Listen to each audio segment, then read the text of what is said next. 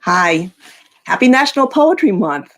I'm Barb Jennis, Poet Laureate of Ridgefield, and I'm delighted to welcome you to the second of 4 Poet Laureates Out Loud virtual readings scheduled for the month of April. Tonight, you're going to hear 5 wonderful Connecticut poets: Tony Fusco of West Haven, Diane Loman of Westport, Ryan Parker of Manchester, Karen Silk of Washington, and Gordy Whiteman of Guilford. Each of these poets has been selected by their community to promote the enjoyment of poetry to citizens of all ages. Their work helps to enrich life in Connecticut with a vibrant and time-honored art form, poetry. The readers this evening are all members of the Connecticut Coalition of Poets Laureate, the mission of which is to be a resource for communities wishing to appoint their own local poet laureate and to support the efforts of the individuals once they've been selected. We're really glad you're here. It's Friday. Thank you.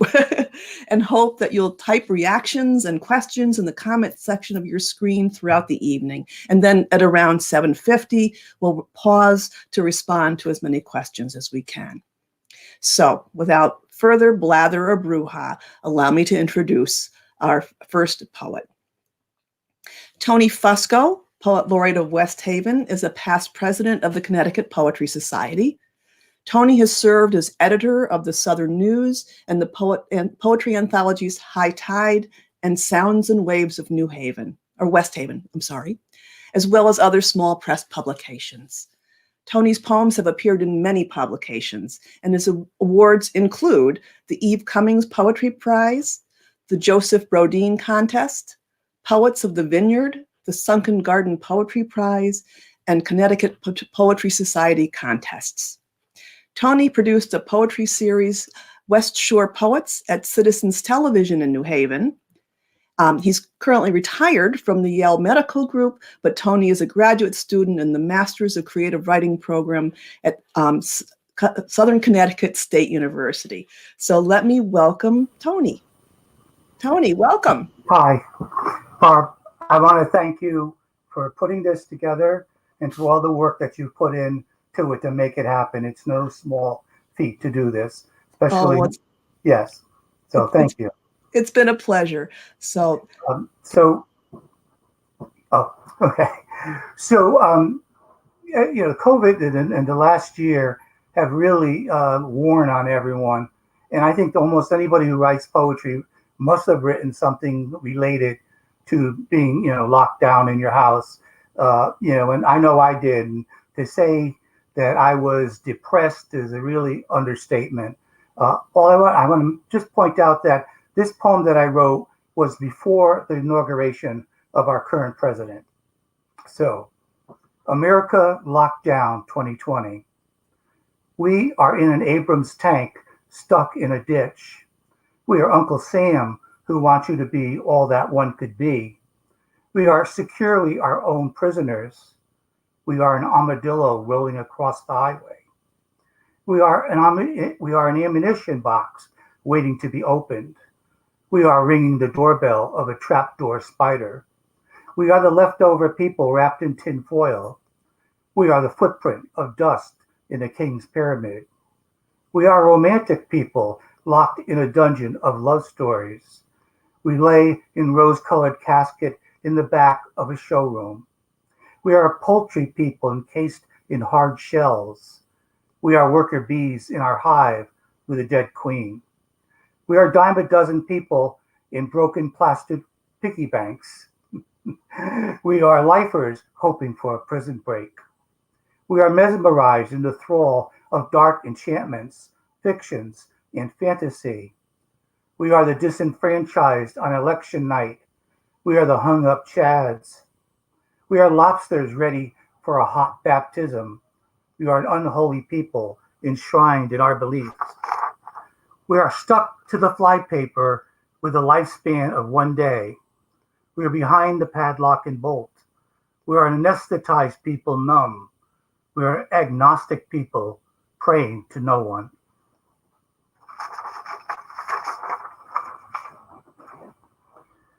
All right, I think some of our more mature listeners will recognize some of the things in this poem back when I was a teenager.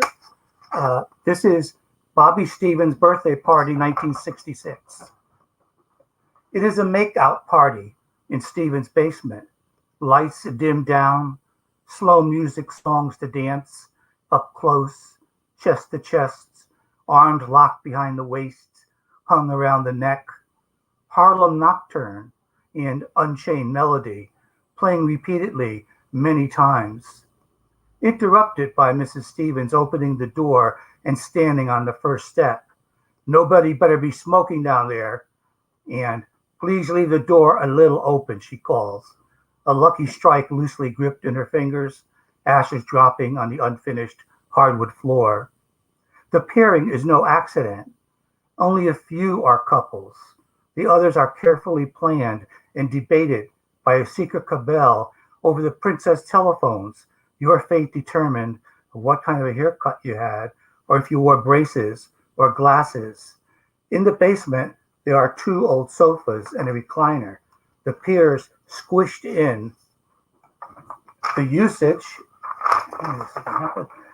rotated and dictated by the number of 45s on the spindle of a record player. If you don't dance, you don't get your turn.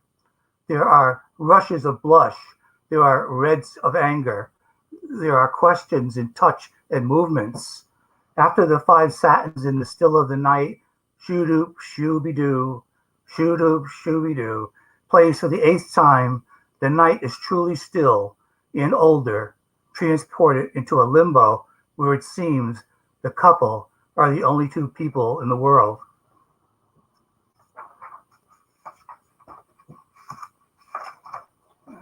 These are what-ifs cliches. I hope you don't mind the repetition of the what-ifs, but I'm very much into list poems. And so, what-if cliches? What if liberal meant a lot more gravy on your mashed potatoes? What if a bleeding heart was a life-saving transplant? What if reality is just psychosis of consciousness? And every word in the dictionary was a trigger warning for someone? Would we lose the ability to speak? And what if a big man on campus was the center of the women's basketball team? What if caught with his pants down was not a senator in the men's room? If you ate your words, would that mean literature and vomit are the same thing? What if goes without saying means he took the Fifth Amendment? Would it still be over if the fat lady sings the entrance song? What if everything really tasted like chicken? Would we all become vegetarians? What if drop me a line meant she left out some words? Doesn't the naked truth always result in a cover-up? If it is needless to say, why am I saying it? If there's no love lost, then who is hoarding it all? What if 1 foot in the grave meant the digger still had 5 feet to go? Or maybe the undertaker just slipped up. If you solved for X, wouldn't the other letters expect the same? If you reap what you sow, might you be accused of making hay while the sun shines? If it is the same old story, why does Hollywood keep making it into a trilogy? And why can't the gorilla get the girl in the end? Instead of what goes around comes around, why not just get over it? What if at my wit's end was another way to say that this poem is over?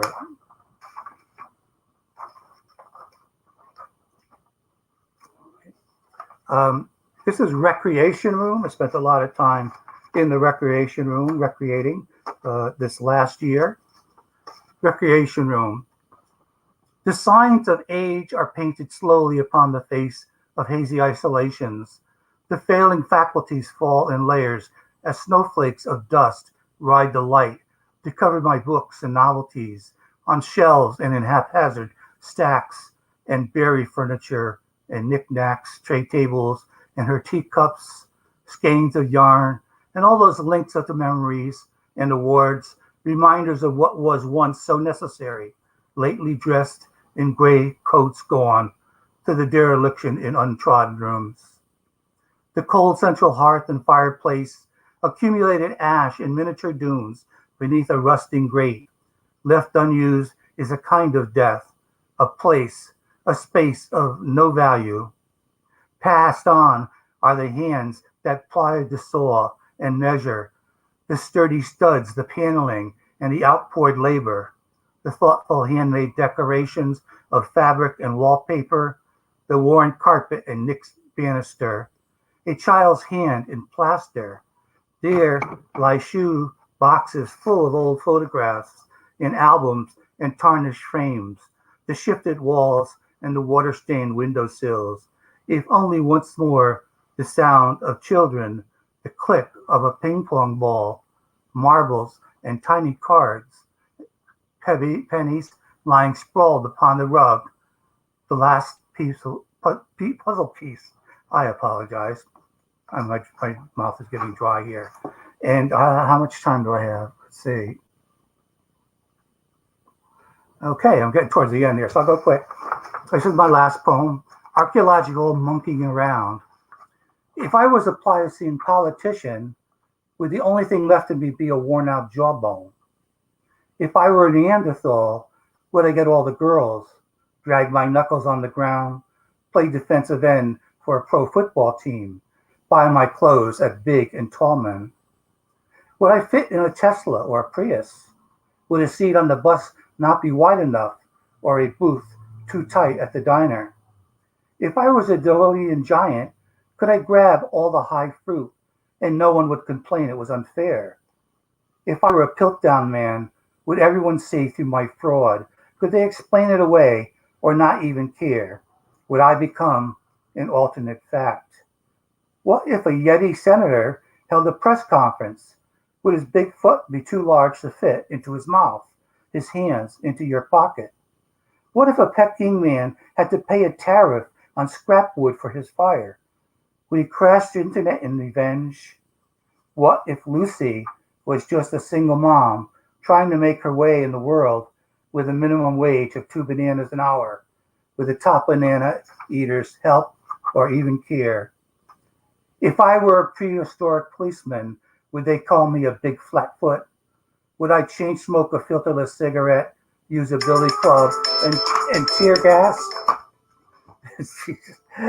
What if a Homo erectus found his Viagra was no longer covered by his health insurance? Might he rise and scream from sheer indignation? If I were Homo sapiens, would that make me some kind of a wise guy? And I apologize for my phone. I had it set on timer. Thank you. That's great. Thank you, Tony. Oh, as always, very fun poems. Well, the first one was very moving, very timely. But I always love I love the What If poem especially. That was a lot of fun. So thank you. Thank you. All right. So let me introduce our second poet for the evening. Diane Loman's essays have appeared in many publications, including the Oprah magazine, Brain, Child, Brevity blog, and When Women Waken. She writes a weekly column called Everything's an Essay on Substack. In addition to essays, she has written a memoir called Nothing But Blue, which was published in November 2018 by She Writes Press. Shortly thereafter, Diane received her MA in Shakespeare Studies from the University of Birmingham's Shakespeare Institute. She has explored other forms of literary expression in more than 2,000 haiku and essays analyzing each of Shakespeare's 37 plays. In July of 2019, Diane was named the first Poet Laureate of Westport, Connecticut. So let me bring up Diane. Hi, Diane. Hi, how what an are interesting you? background. What a contrast between the haiku and the Shakespeare, which I'll talk to you a little bit about later on. And I'm not going to read 2,000 haikus tonight. But amazing that you've written that many. Amazing. Well, thank you. Thank you so much, Barb. And I'm honored to be in the company of the poets laureate that are here tonight, as well as all of those in Connecticut. I will not read 2,000 of them. I was asked or challenged last April, last Poetry Month of 2020, to write a haiku a day about haiku in lockdown. And I'm going to read a week worth of those. So 7 haiku, 119 syllables. It's very interesting to me and poignant that a year later, these still ring true for me. And I'm not sure I would have ever believed that at the time that I was writing them. But so this is, instead of a day in the life, it's a week in the life of a poet in lockdown. Excuse me. The first one is called History. What will this look like in 100 years or more? What will the books say? The second one is called Timeless. Today is what day? Every day is any day. Today and tomorrow. The third is called Milo, in honor of my sister's adorable rescue dog and all the dogs in lockdown. Canines can't complain. Time at home with their humans. So many walkies. Thursday, we have Alice. School's out forever, says prescient Alice Cooper. Please unsing your song. This one is called TP. We're on a roll now. No idea what day it is, but I have TP. An homage. This was inspired by seeing a Stop and Shop baseball cap on the street in a parking lot called Frontline. Hats off to those who put theirs on to serve, to save, to keep us afloat. And finally, moon. Silver sliver moon, indifferent to our struggles, makes my skin shiver. And that's my week of haiku, lockdown haiku. Wow, thank you. You're welcome. Thank you for the opportunity. I love the Alice Cooper one. I'm sure it felt that way for students and teachers. Right, and the toilet paper. Like, who knows what day it is, but I have toilet paper. Boy. Hey, tell us a little bit about your Shakespeare studies, too. So I've been obsessed with Shakespeare, really sort of seriously obsessed with Shakespeare for as long as I can remember, going back to middle school, maybe earlier. And I have always been involved with him in some way or another. And after my children left the nest, I decided that I really needed to put my money where my mouth was. So I read all 37, 38, depending on who you ask, which professor you ask. And I blogged about all of them. And then I felt very bereft when that project was over. So my son, one of them said to me, well, why don't you study him? And I went through all that. Well, I'm too old, I'm too stupid, I'm too, entrenched in my life here. And then I realized in the true spirit of midlife crisis that I should just sell my house, sell my car, get rid of all my stuff. And I applied to 2 programs in England. Fortunately, I got into one. Wow. And it was probably the most dreamlike year of my life. It was really an honor and a really special memory.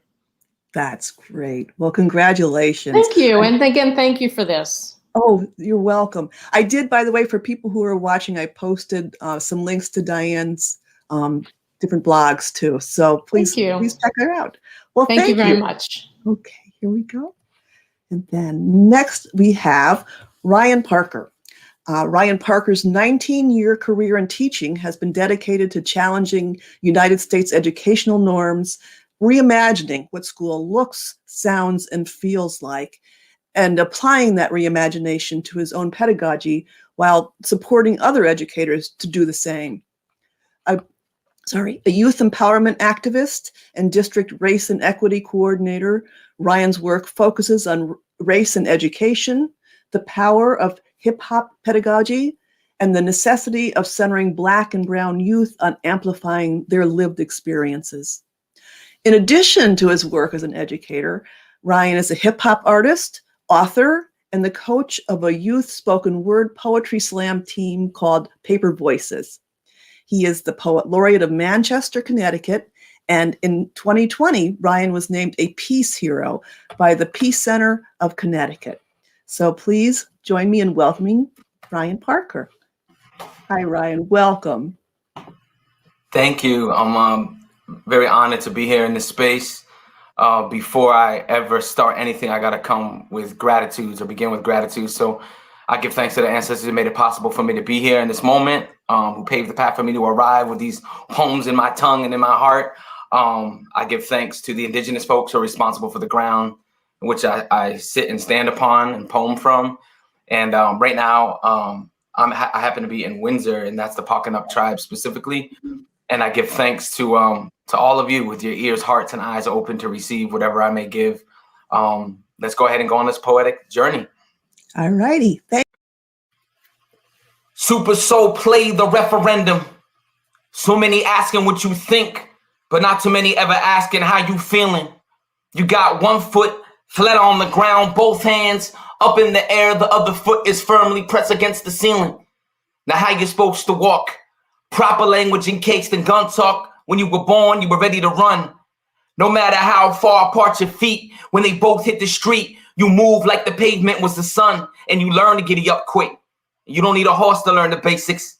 Designate the truth and go and chase it. These fly-by nights are just as dangerous as these drive-by fights. Battle the low to reach the high height. I have a brother who's addicted, so he's fighting the truth. My job description is to enlighten the youth. But I don't have it in me to write a sad poem, so please forgive me if this line like most of them do. Because I don't have it in me to write a sad poem, so please forgive me if this line like most of them do. I don't think this place was ever meant for me. But I know that the ancestors sent for me.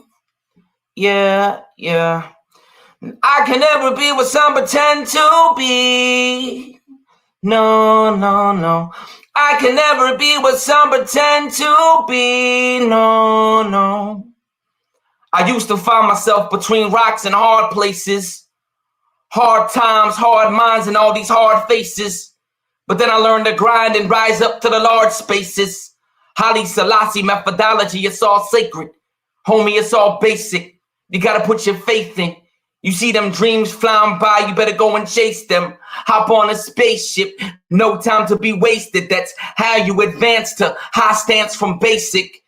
And I ain't talking about material or swag or nothing. I'm talking about your mind, body, soul, having something. So many put their hands out, but never grabbing nothing. They wonder why they're about to die without having something. No. Truth be told, if you wait too long, then the soup gets cold. Don't delay another day to go achieve your goal. But in the process of that, don't leave your soul. No. I don't think this place was ever meant for me. But I know that the ancestors sent for me. I can never be what some pretend to be. No. I can never be what some pretend to be. No. And so I break here for a moment just to let everybody know that I'm not big into prefacing poems. And so what you'll experience for the next couple of sets, the rest of the journey that I'll take you on, is just kind of like this playlist vibe that your ears have been privy to from the onset. And so one poem will just blend into another. You won't know where one begins and where another one ends necessarily. But we're it's gonna be more like a music album. And speaking of music, speaking of album, one of my goals as Poet Laureate is to really get folks to see and just embrace hip hop as one of the highest forms of poetry in existence. To break out of what tradition has told us, or how tradition has defined poetry, and to really scoop into hip hop as being one of those most genius, most brilliant forms of poetry that exists. I'll be the father of the New Day Scouts, the Black Atticus. Numbers looking funny when these dummies start adding it.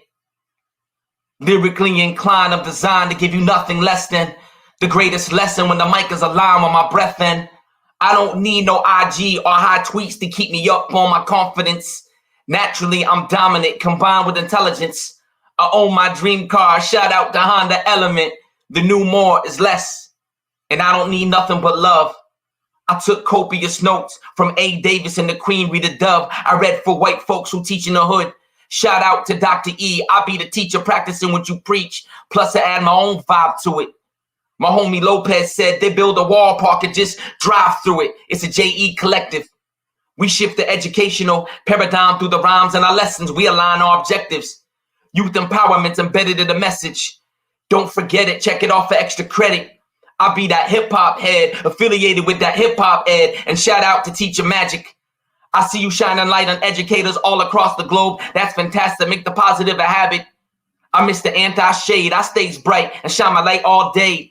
Every time I step inside the classroom, it's a civil rights act. Fight oppression by teaching lessons to students that give them wisdom to fight back.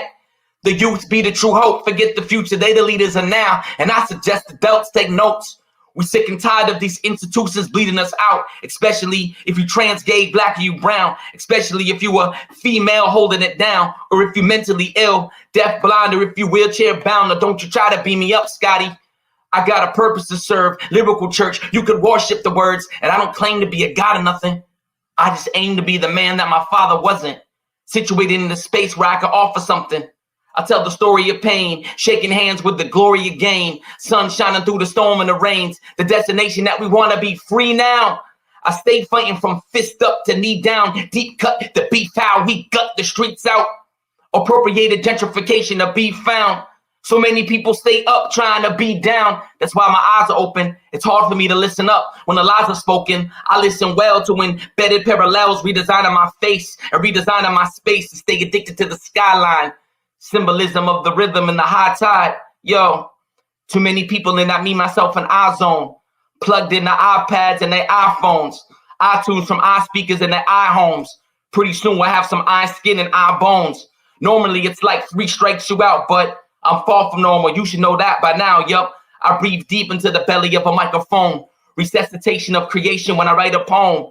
Got the capacity to rise above tragedy and spit the type of masterpiece that defines gravity. Woo! If you don't find me on this earth in the noon rapping, then you can find me up in space on the moon rapping. Lyrical weapon, Black George Jetson. Sick of Commons Core students being over-tested. Sick of textbooks being made for investments and prisons being built based on reading score progressions. To tell the truth, this be the new day oppression. To tell the truth, this be the new day oppression. To tell the truth, this be the new day oppression. And all I know how to do is tell the truth. Racism, yeah, I feel so deep in it. Like the bottom is the top and I'm steeped in it. My mama said, close your eyes, don't see limits. The world is heavy sometimes, you gotta keep lifting. You a black boy, you gotta think different. You gotta see different, yeah, you gotta be different. When no one out the store gonna follow you. Try not to let racism swallow you.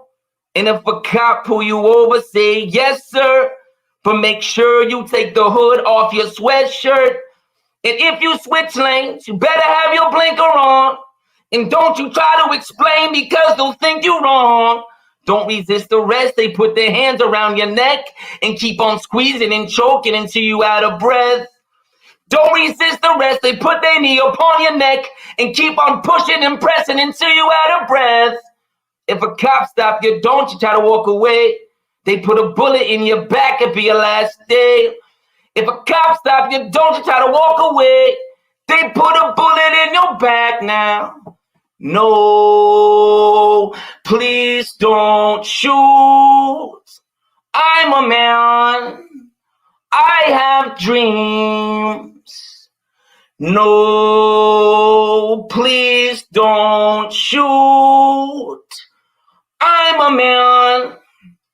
I have family. No, please don't shoot. No. Change nothing and nothing changes the world anguish. I recycle my pain and turn it to pearl language.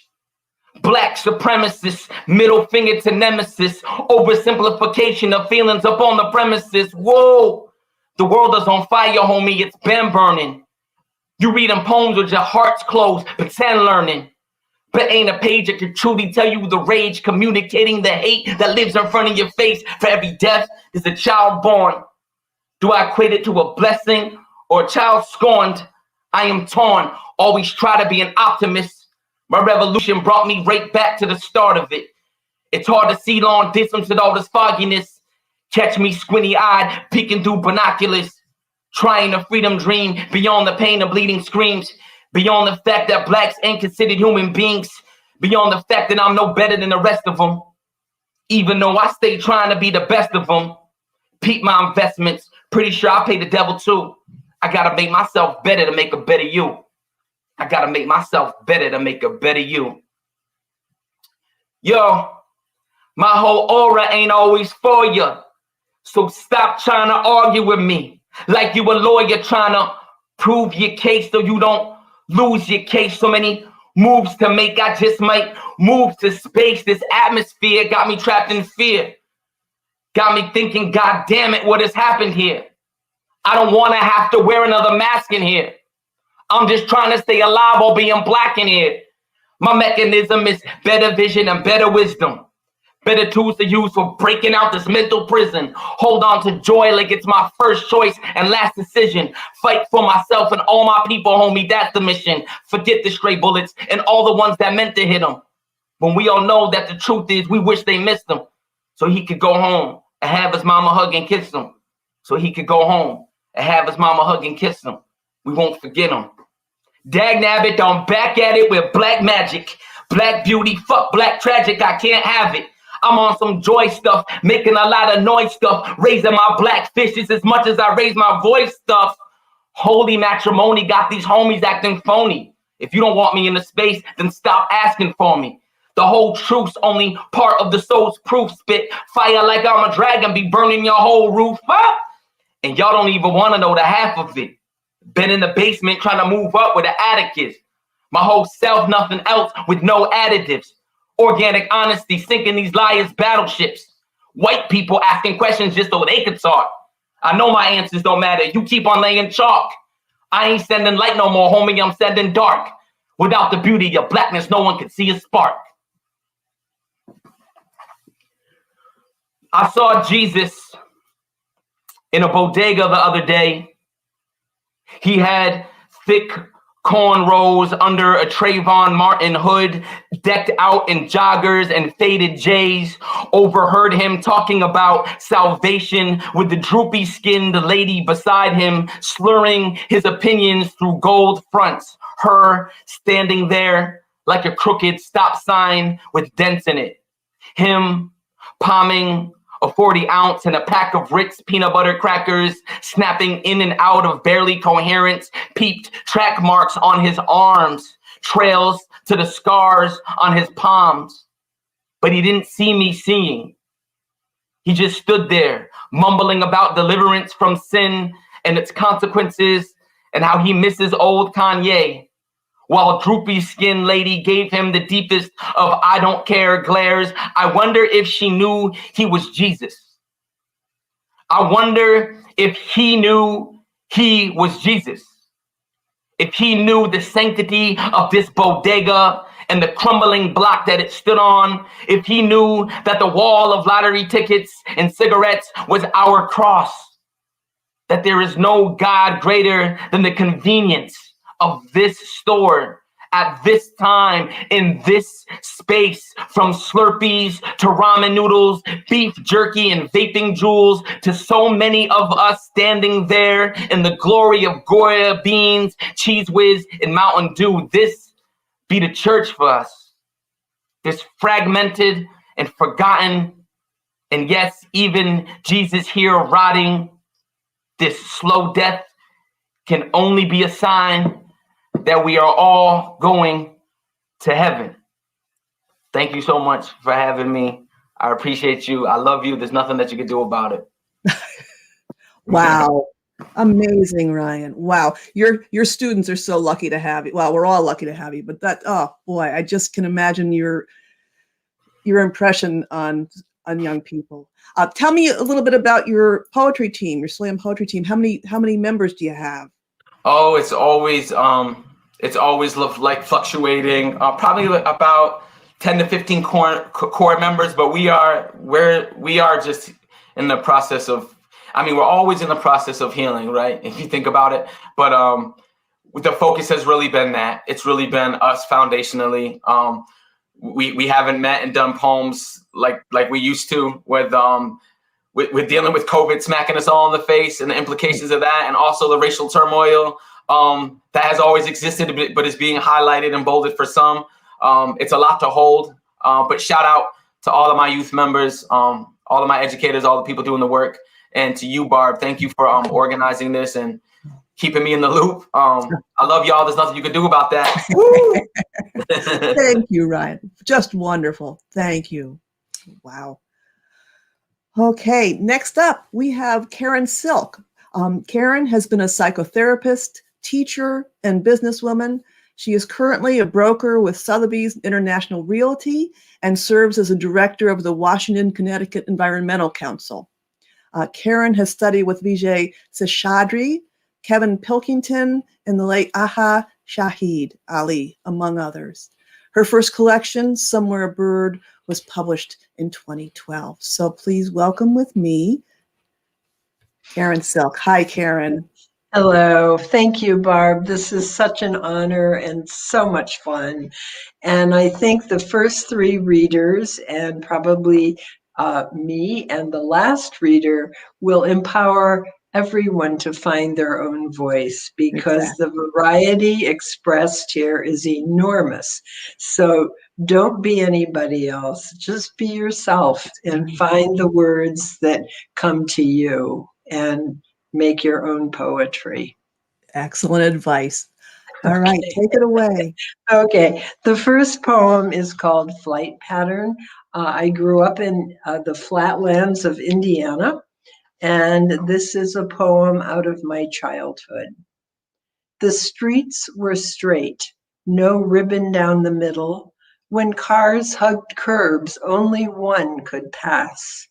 Every house had a noble backyard, ending at an alley where hollyhocks grew, and the ragman shouted from his horse-drawn cart words we called gypsy. Sunday afternoons, tiny planes buzz low above the oaks and elms, headed for the field across the state line in Illinois. Mostly we listened for the whistle of trains speeding south to Indianapolis and New Albany, or north with coal mined in Kentucky.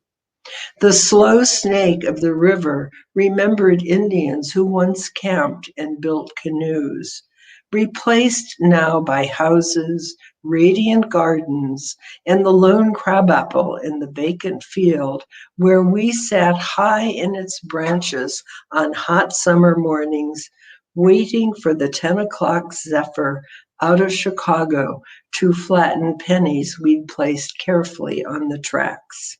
Screen doors slammed, mothers called, a song drifted from a radio or piano. Sun, shone into windows masquerading as mirrors. We waited like little birds hidden in the leaves for some signal to fly. Excuse me. This is the uncovered sun. I give it into your hands as I might give the North Star, or the now blooming gardenia, or the music which casts its spell as we walk green and eager into the scent of the newly cut hayfield and sun. There is so much world, fragrance and sound. I carry you with me, love, into it. The long sky offers the journey. Bells reach into the light. The uncovered sun building a melody wild and slant, the late afternoon of tea leaves glowing, take the flame.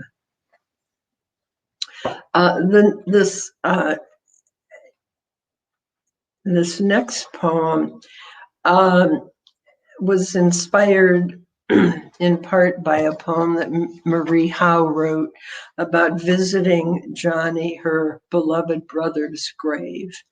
And many of the poems in this collection have to do with the love and loss of my darling husband.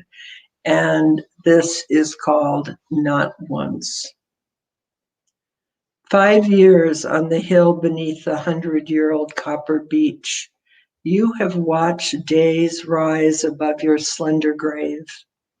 Difficult to believe you are contained in airless space. You who filled rooms with laughter and ideas, restless for the world and for me. 7 or 8 times I have lain where you rest, faced stars, the dark sky teeming, alien and vast. Not once have I been brave enough to turn and lie face down against the grass.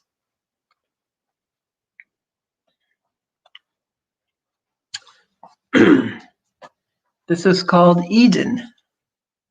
Come with me into the garden, see especially the budded peonies, where tiny ants crawl, an opening, and over here the feathery nepeta attracts butterflies and bees.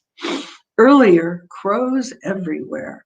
I wonder about the lives of crows, how their intelligent, ambitious hearts get them into paintings and novels and poems, even the garden at Howard's Inn calling from the gatepost to other crows close by in fields. Think about the care and thought it takes to make a garden, about how knowing there are cool pastures of grass and glade beyond, giving added sweetness to the bright scent of a summer morning. How the coyote prowling the meadow with its fierce dream can will the heart to move.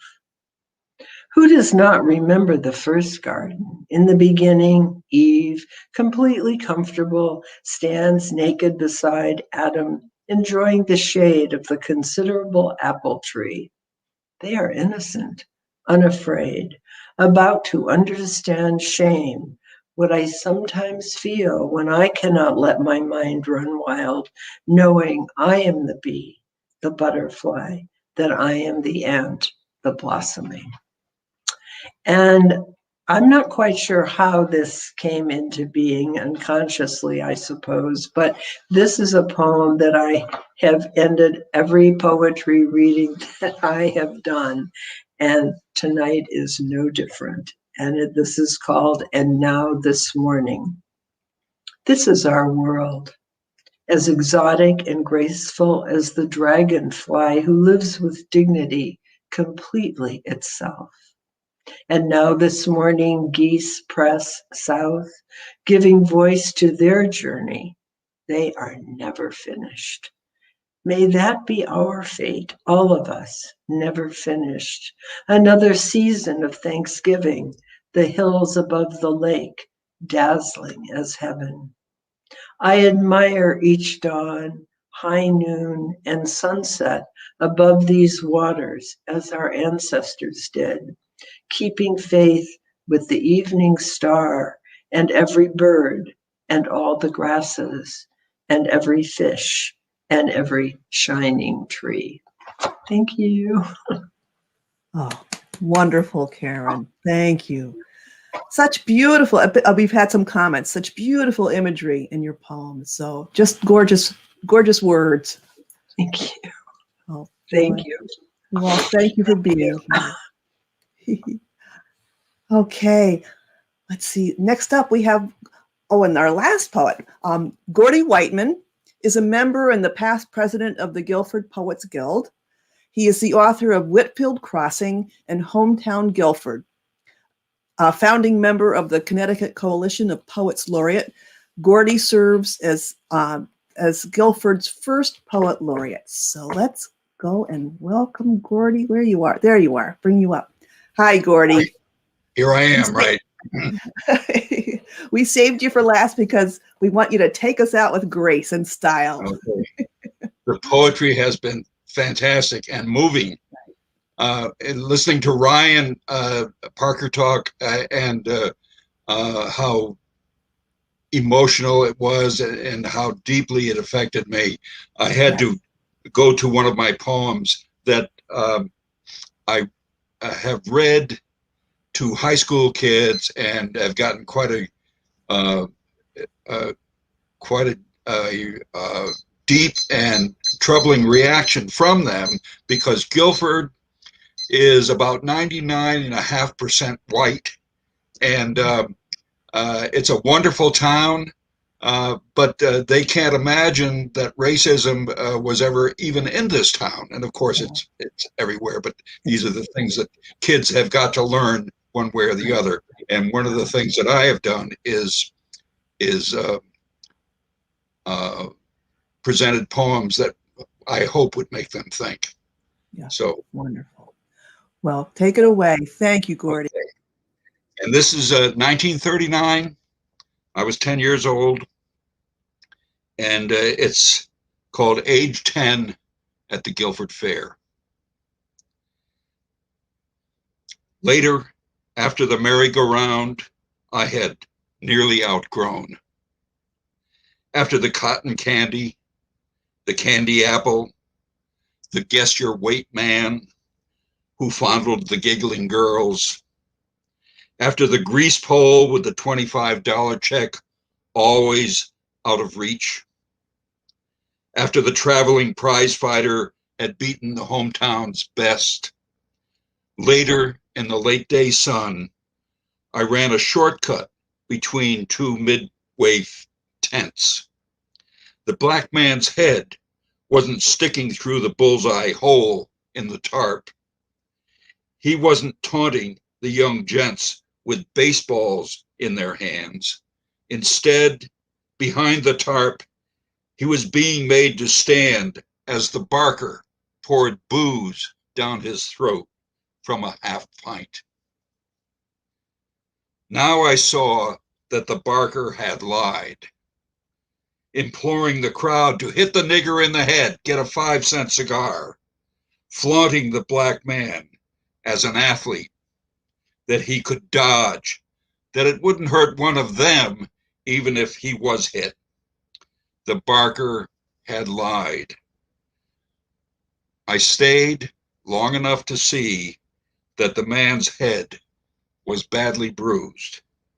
His eyes were swollen. He swayed from the onslaught of booze and baseballs.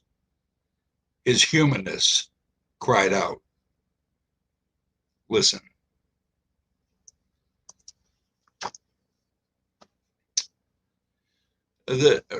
Aside from Edgar Allan Poe, I don't think many poets write what seems to be a ghost story. This could almost be a prologue for a Stephen King novel.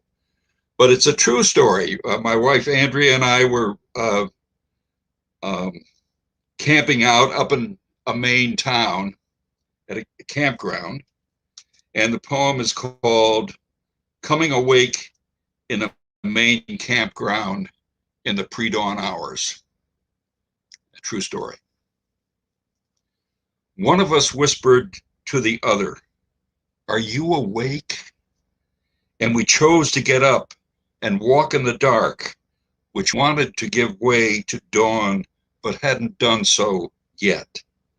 And outside the campground, there was a decision of Main Road or Woods Road, which we took, and walked for, 15 minutes when we came upon a graveyard with gravestones aslant, weeds, thistles, trees of maybe a 10 or 15-year growth seeming to come right out of several of the graves. And we looked up into the treetops, fearing we might see caskets dangling there in the faint light that the gloom allowed to seep through. And our eyes turned searching across the road to discover a sturdy Victorian house in a clearing that drew us to it, and we walked to the back door, which was ajar, and looking in, we saw a kitchen which had to have been built by a master carpenter, with a round oak table in the center and a man's cap lying on it, but no other remains in the room except a pile of children's toys in a corner, almost as though a broom had swept them there.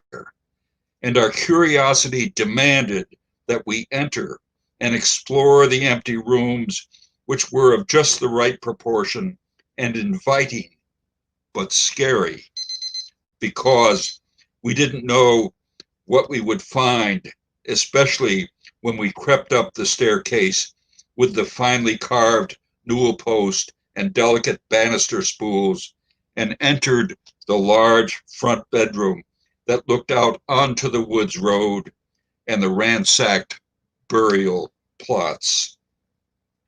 The room held a pervasive sense of loss, bereavement. It was as though we weren't in a house at all, but in an elaborate mausoleum. We descended the stairs in the frail morning light, walked out the back door, and as we neared the graveyard, a whisper of air, dank and disquieting, brushed my cheek. Mosquitoes, sensing communion, drew near, chanting a ravenous one-note hosanna to the body and the blood as we hurried back to the campground. Circumstances brought us to the same main village 5 years later, and we knew without asking each other we must visit the scene again. And in sunny noontime, the graveyard had gone from neglect to a stage closer to disappearance, and the fine Victorian house was not there, nor was there any sign that it had ever been. Now, because I'm in my 90s, I think I've got permission to think back upon my glory days. I still think ahead, but a lot of my vision now is over my shoulder. And this is a sonnet. I was in my senior year in high school. I was named the best athlete in the senior class, and that's a great award. But you should know that there were only 20 boys in the class, and 10 of them were probably nerds. So it boiled down to not too many. But I was still honored by the fact that I was chosen. So this poem is called Red Rover. My body was my glory in my boyhood. The football field I owned that autumn day. The other team could rarely learn my way. I seldom ran the path they thought I would. In spring, I hit a triple, and I stood and eyed the pitcher's windup, his delay, then flew toward home, much to his dismay, and scored before the catcher understood. Yet, long before those glories was this thrill. I stood before my first grade class, grinning. The last one not yet caught, I was still winning. Then I ran and dodged them at my will when they sang to me, Red Rover, Red Rover. When they sang to me, won't you come over?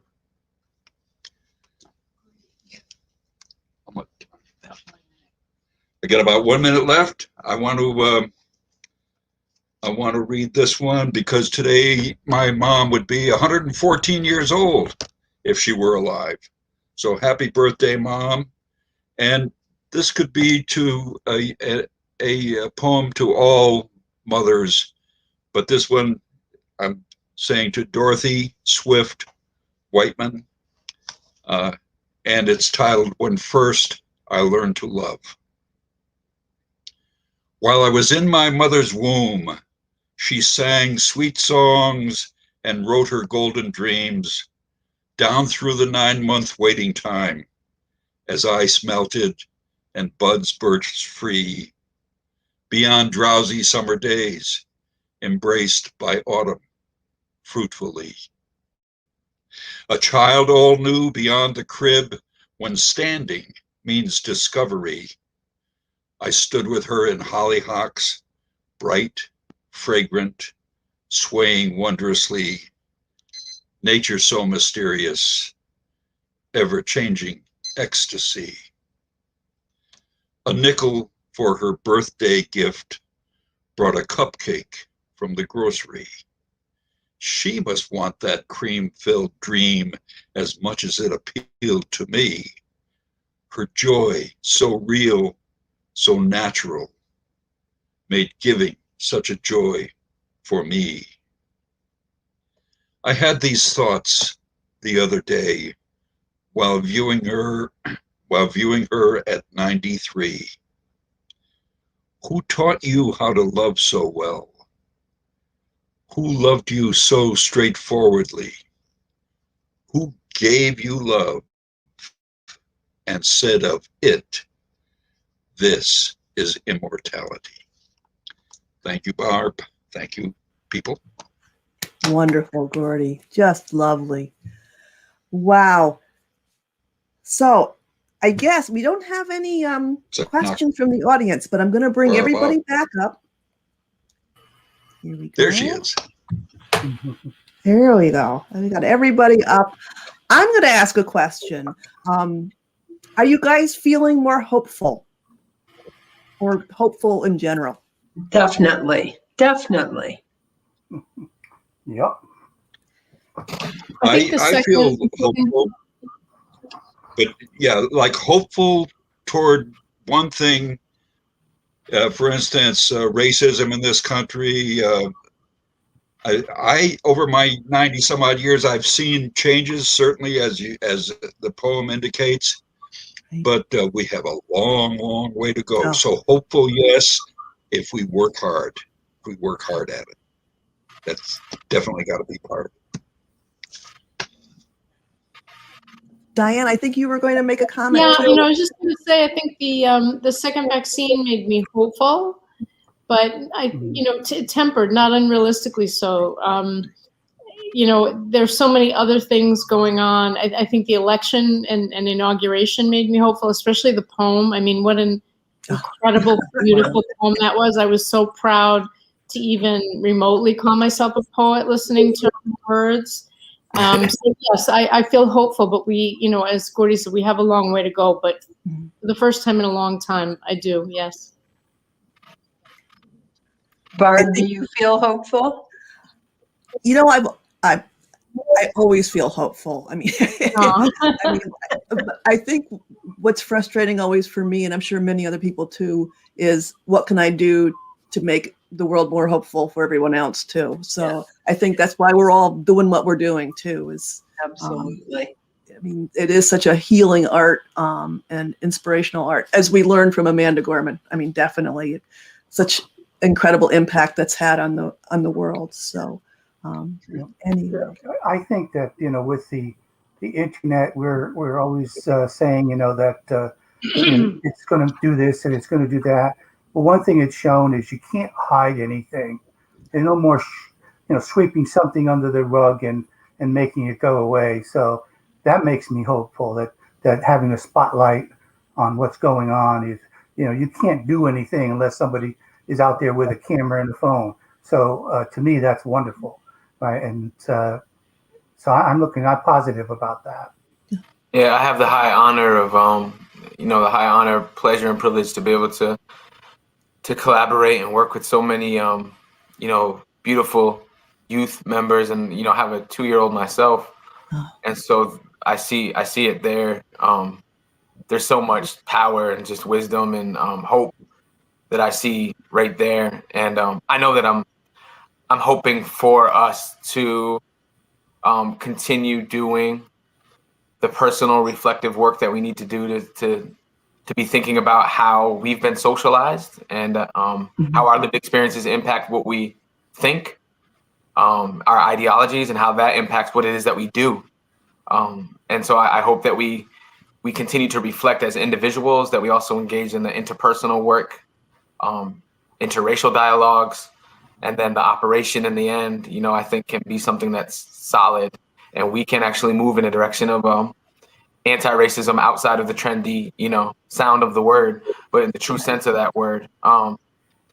So yeah, a lot of people want to go back to normal, but normal has always been the enemy. So I'm hopeful. I find my hope in the youth that I get to work with. Yes. And then yeah, that's where I'm at. So thanks for that question, Barb. Oh, wow. Well, thank you all. What an amazing evening. We've had so many comments about it being so diverse. And for all you viewers, thank you for coming. I hope you continue to join us. We have also next week a wonderful lineup of poets. We have Joan Kwan Glass of Milford, Michael Lepore of Glastonbury, Tony Paticcio, new from Ashford, Adam Rush of Brookfield, and Peggy Dietz Shea from Vernon. So again, another really diverse, mix it up sort of night. And then we'll also have another one, again, another reading on the 23rd.